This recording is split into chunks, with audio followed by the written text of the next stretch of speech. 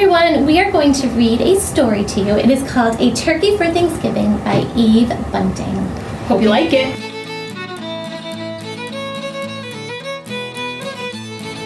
A Turkey for Thanksgiving by Eve Bunting.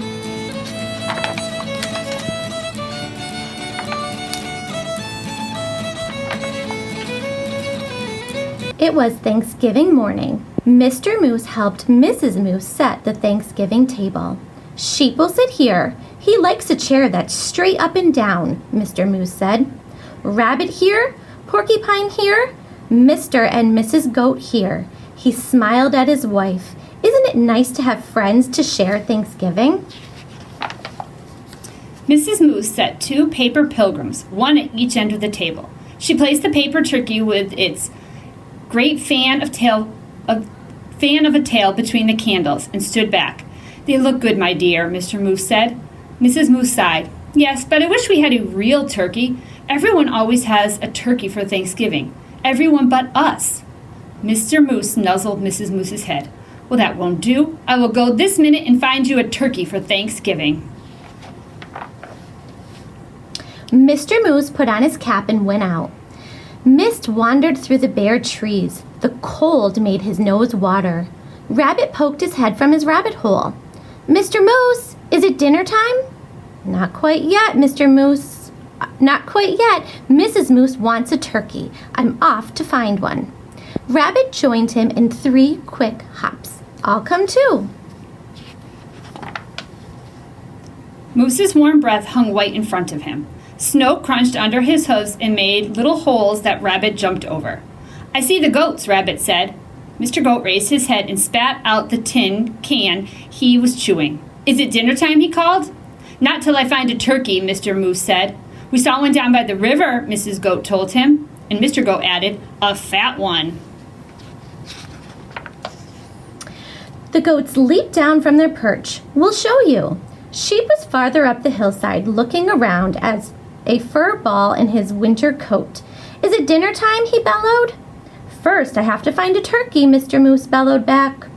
There's a turkey nest on the riverbanks. Sheep called, wait for me.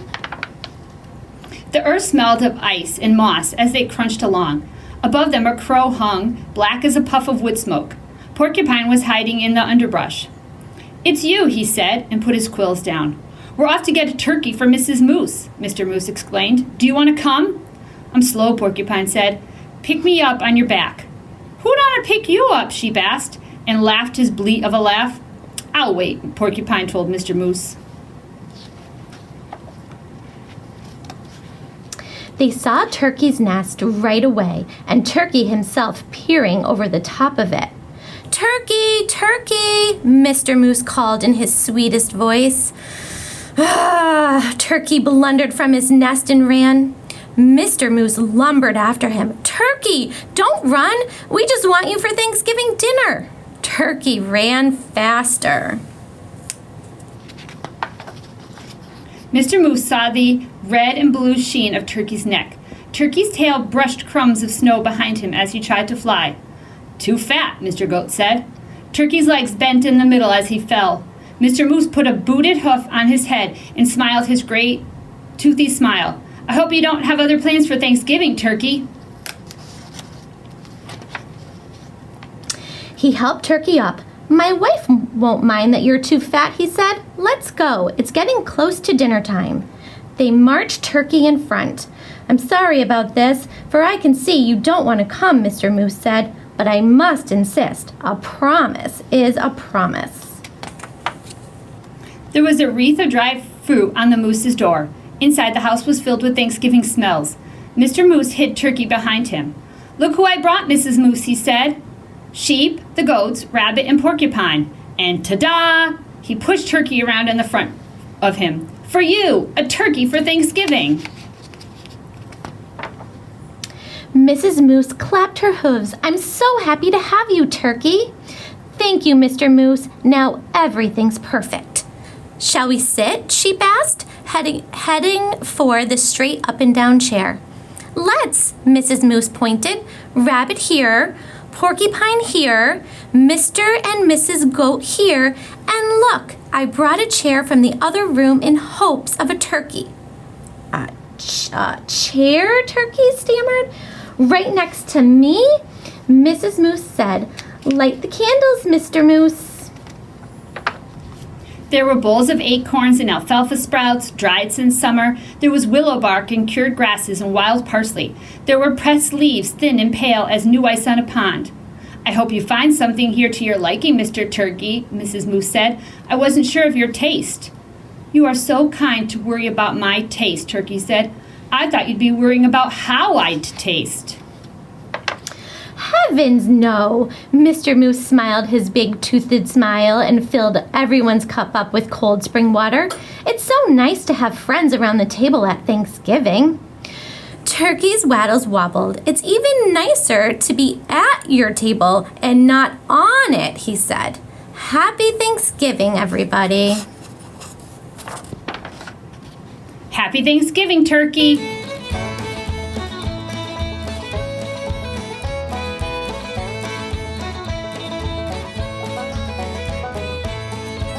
I really like the story, but I don't know. I didn't get why the turkey was so nervous. What? You didn't understand why the turkey was nervous? No, I mean, like, they just wanted him to come over. Like, what's the big deal? Why was he all, like, hiding from them and, like, freaking out? Mrs. Carrier, what do people eat for Thanksgiving? Turkey? Turkey. And a turkey for Thanksgiving dinner? How do you think Turkey felt during this whole story? I guess maybe, like maybe he thought that he was, I think it would help me if I could just, like, instead of having the story told from the moose, like, if the turkey was telling the story, then I would know what I would understand better what the turkey was thinking and the turkey was feeling. That's a great idea. And I think our students could do an amazing job telling the story from the turkey's point of view.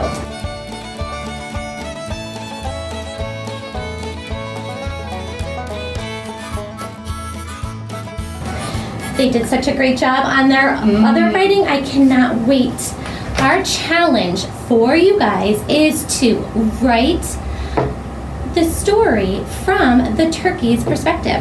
Think about, how was the turkey feeling the whole time in the story? What were his thoughts, his emotions, while he was heading to Moose's house for dinner? So we want you to be the turkey. Don't be yourself, be a turkey. Be the turkey. Good luck.